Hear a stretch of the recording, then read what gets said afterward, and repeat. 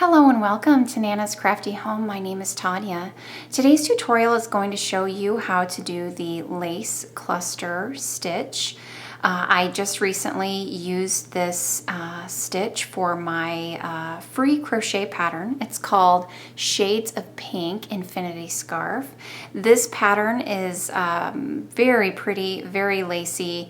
It wraps double around your neck, and I will have a link down below if you're interested in that free pattern. For the pattern, I used a lighter weight yarn here shown in Lion Brand's Next Best Thing is the name of the yarn. For the tutorial, I just have some scrap yarn in a 4-weight here. And I think that this stitch pattern is actually very well suited to a lighter weight yarn because of its laciness, and I think the lighter weight yarn really shows that to its best advantage. However, you can certainly use any weight yarn for this pattern, and I think it would look good in multiple weights of yarn. This stitch pattern is worked in multiples of 6 plus 2, and then add 3 for your foundation chain. So you can make this to the size that you would like. So to begin with, I'm going to go ahead and chain 35, and this chain represents multiples of 6 times 5. So it's multiplying that 6 times 5, I get 30. I'm adding 2 to get 32, and then I'm adding 3 for my foundation chain, which gives me a total of 35 chains to begin with. So 1, 2, 3, 4, 5. All right, so once I have my 35 chains on my hook, I'm going to work a V-stitch in the 4th chain from the hook. So counting over 4 chains, 1, 2, 3, and 4.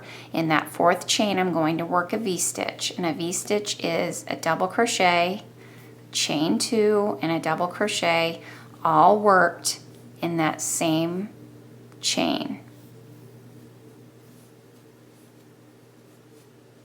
So I've made that first V-stitch.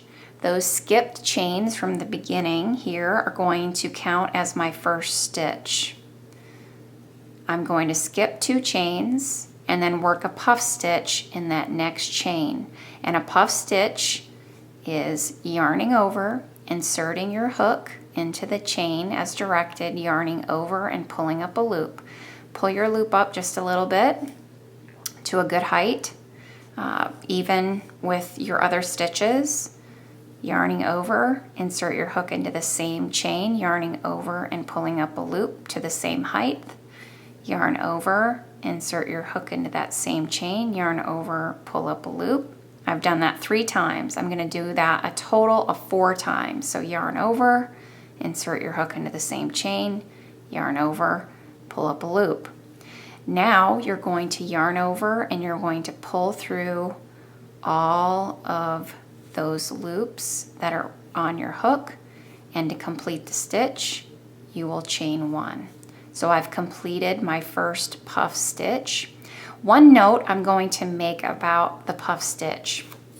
I've made the puff stitch for a lot of my different patterns, so I've had some feedback for people who have made my stitches, particularly those that are beginners, and sometimes they have trouble getting that yarn over and then pulling through their hook through all of those loops. It wants to stick.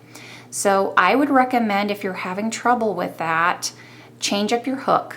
The one I'm using here is a clover, and it has an aluminum shaft which glides through the yarn really easily, and so I don't have any trouble with, of course you're wanting to make sure that your loops are nice and tall and loose so you're not, crocheting them really tightly, but your hook can really make a difference when you're working puff stitches. So if you're having some problems, change up your hook to different ones and see what kind of results you get from that. So we've worked that first puff stitch. We're going to skip 2 chains, and we're going to work a V-stitch in that next chain. So again, a V-stitch is that double crochet, chain 2, and double crochet in that same chain. We're going to skip the next 2 chains, and we're going to work a puff stitch in that next chain. So again, yarn over, insert your hook, yarn over, pull up a loop, that's 1. Yarn over, insert your hook, yarn over, pull up a loop, that's 2. Yarn over, insert your hook, yarn over, pull up a loop, that's 3. Yarn over, insert your hook, yarn over, pull up a loop, that's 4 times. Yarn over and pull through all the loops on your hook, and then chain 1 to close that puff stitch.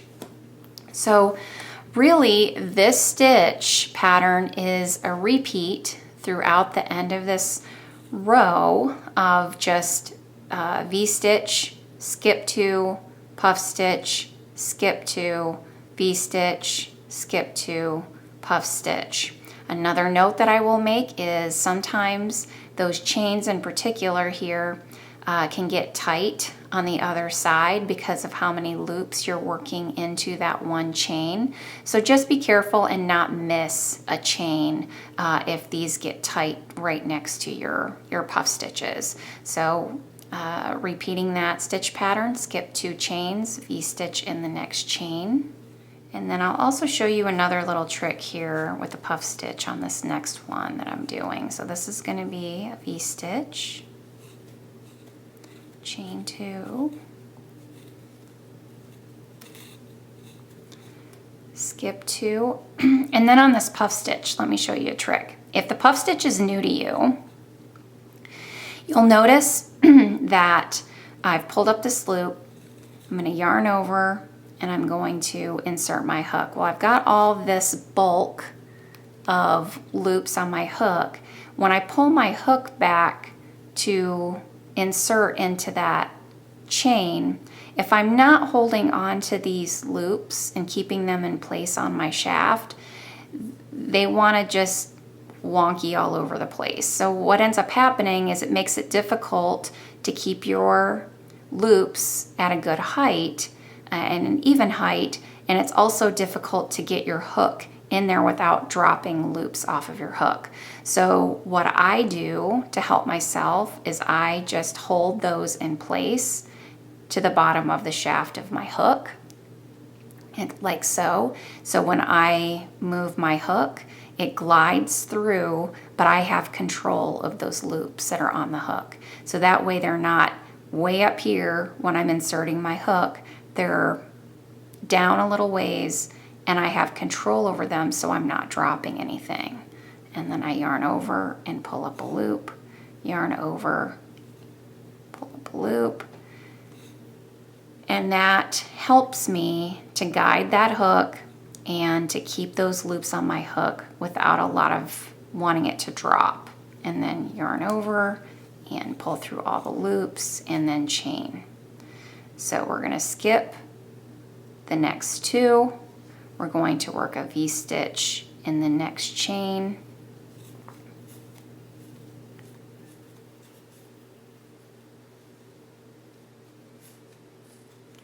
And working through that pattern, you should have 1 chain left once you've worked that V-stitch.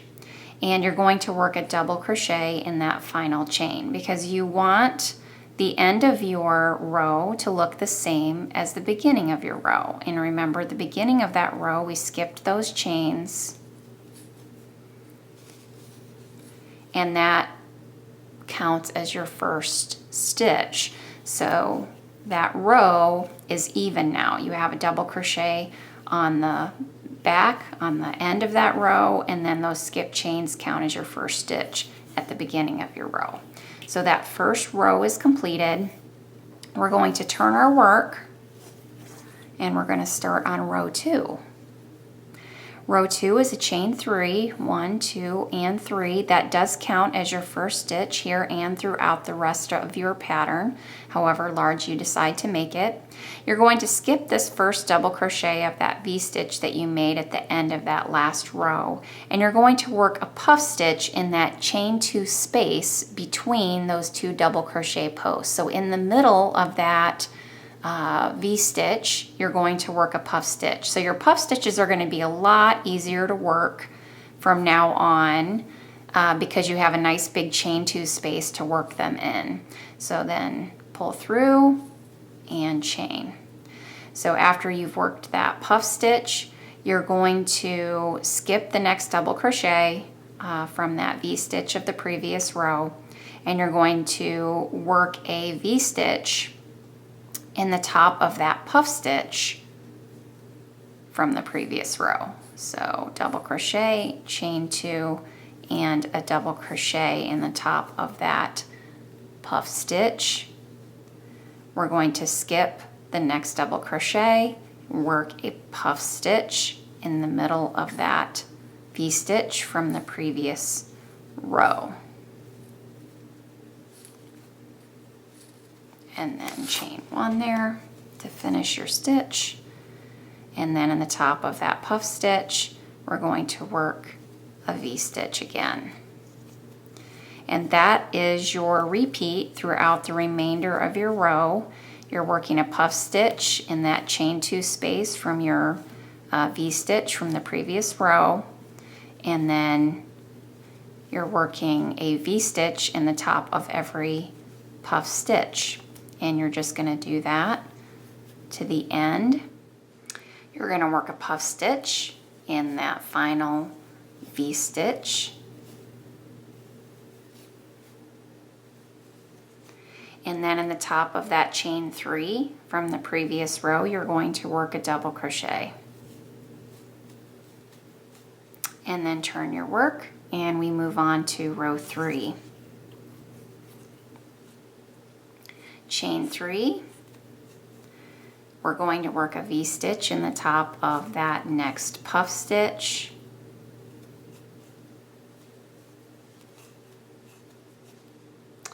We're going to work a puff stitch in the middle of that V-stitch from the previous row.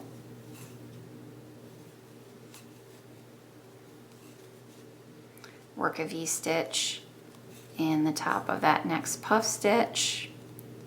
And you're going to repeat that throughout the remainder of this row. Again, working a puff stitch in the middle of a V-stitch and a V-stitch on top of a puff stitch. So alternating those throughout your pattern. When we get to that final puff stitch, I'm going to work a V-stitch in the top of it. And then in that turning chain, the top of that chain 3, I'm going to work a double crochet. So that's all there is to it. You're repeating, it's a 2-row repeat, so you're going to continue on to the size desired, repeating rows 2 and 3 to the size desired. And essentially all it is you're working a puff stitch in the middle of each V-stitch and a V-stitch on top of each puff stitch, chain 3 at the beginning, and a double crochet in the last stitch of each row. I hope you've enjoyed this tutorial today. Remember to subscribe to my YouTube channel so whenever I post a new video, you get notified of that. Also, if you liked it, remember to give it a thumbs up. That helps other crocheters find these videos as well. You can follow me on social media. I'm on Facebook, Instagram, Pinterest, Twitter. And I love to see your projects if you make any of my designs. Remember to add hashtag Nana's Crafty Home or tag me on social media so that I'm able to see your beautiful creations. As always, have a great day, everyone. Take care. Bye-bye.